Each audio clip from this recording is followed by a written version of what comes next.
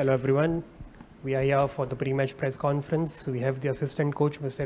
Doeschate. Kindly raise your hand, wait for your turn if you wish to ask a question. We'll start with Kushan Sarkar. Is this the mic for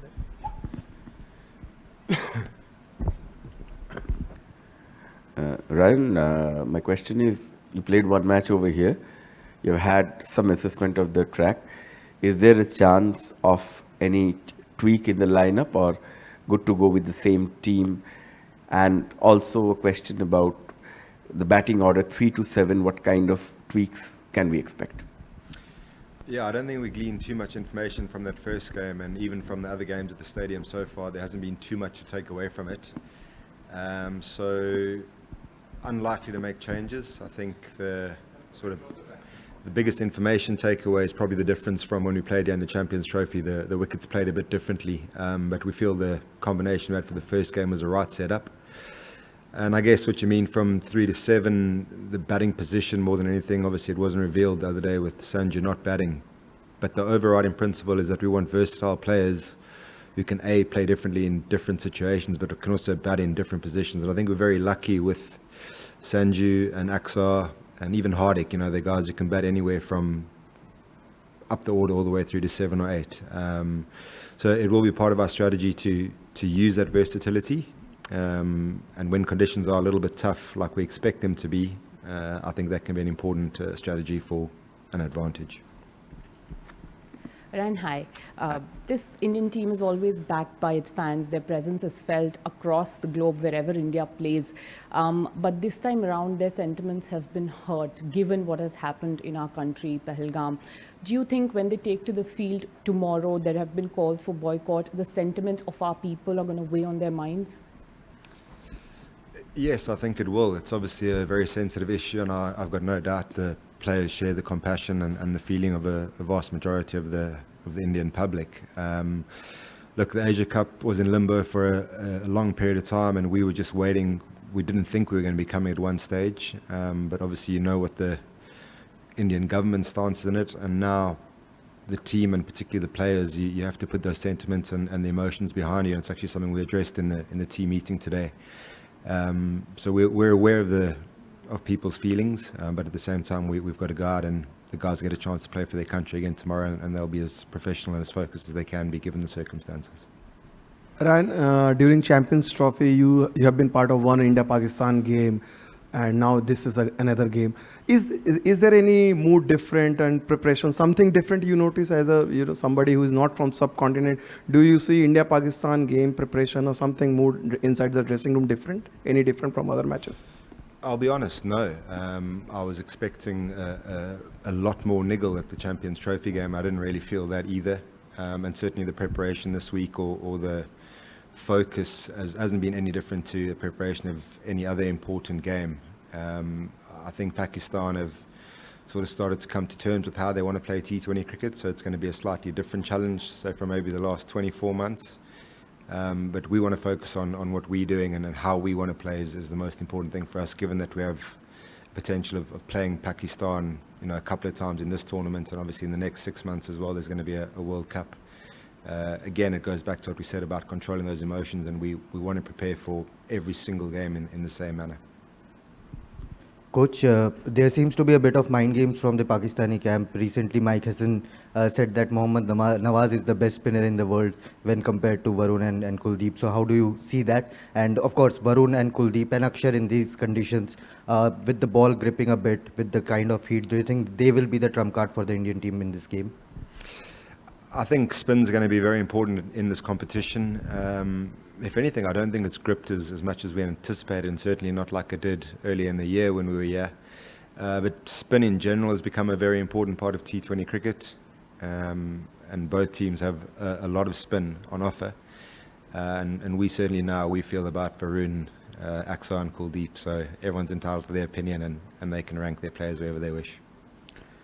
Some of the star players are missing from Pakistan, and so have you had a look at these new players and what would make the difference? 2-3 matches, have you observed them?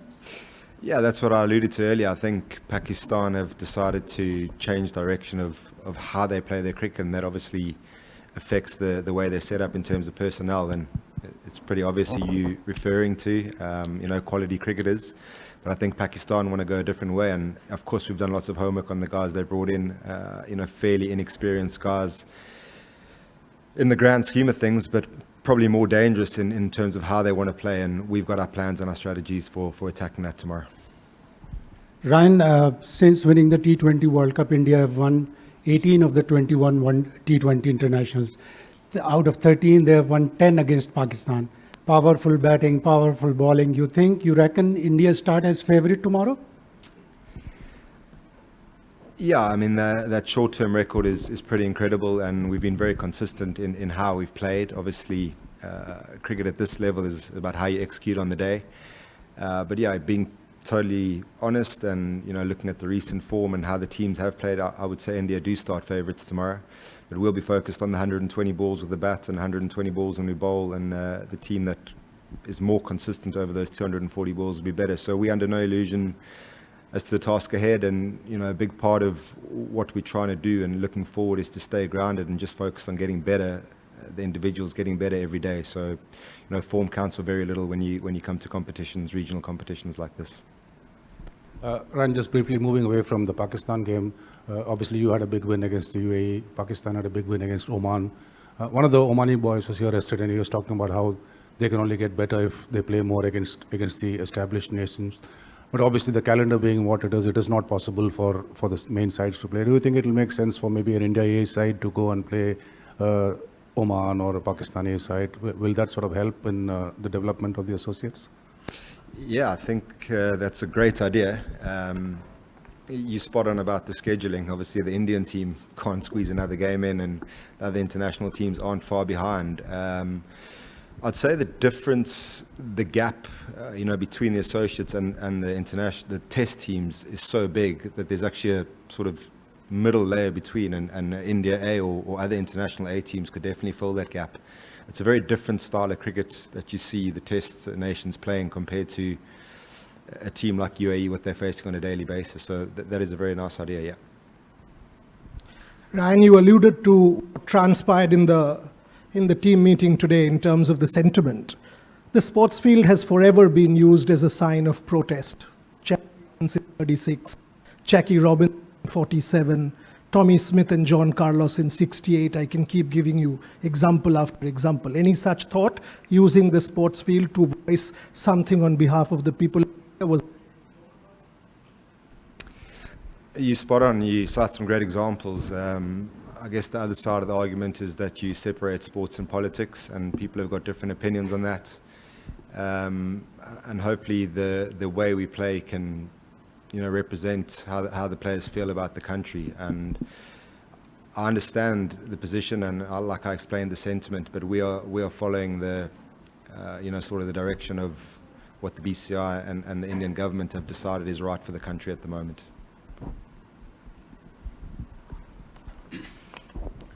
Hi Ryan, has the team management done anything different, anything extra to insulate the players from the buzz around? And how different is this match from other India-Pak match?